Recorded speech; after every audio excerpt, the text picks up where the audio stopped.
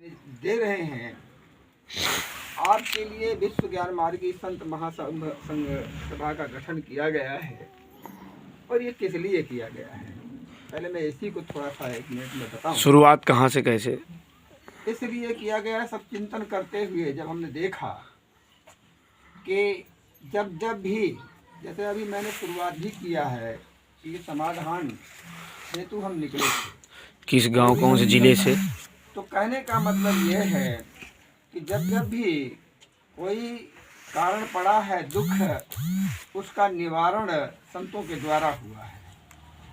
तो जब वर्ण व्यवस्था कायम हुई, जिसके तहत आज वर्ण व्यवस्था को जानते हैं लोग, आज हम इस बुंदेलखंड की धरती में हम शुरुआत इस खमौरा गांव जो बांदा जिले का है, इस गांव से हम अपनी यात्रा शुरू कर दिए हैं आपके बीच में। अपना उद्देश्य और लक्ष्य इस बात पर है कि शिक्षित बनो, दीक्षित बनो और सक्षम बनो और शासक बनो। इस 4 बिंदु को लेकर के है। शिक्षा, संपत्ति, स्वास्थ्य और रोजगार, इसके तहत हम इस संगठन को बनाने का काम किया। हालांकि हमारी शुरुआत 17 जून 2019 से शुरू हुई। पहला कार्यक्रम हमारा अयोध्या में हुआ। वहाँ से आने के बाद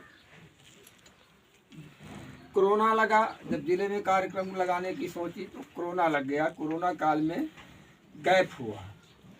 फिर 10 अप्रैल 2022 को पुनः संतों के बीच में हमने अपनी बात को रखा और उसके बाद प्रस्ताव तय हुआ कि मंडलों में कार्यक्रम करेंगे। लेकिन राष्ट्रीय कार्यक्रम हमारा बन गया कलकत्ता से। हमारे सब आपस में संत लोग थे, वहाँ से प्रस्ताव बना। तो 30 और 31 अगस्त बोध गया में डेट निर्धारित हुई और अधिवेशन हमारा हुआ। वहाँ से बोध गया के बाद 30 और 31 अक्टूबर आगरा को रखा गया 2022 में।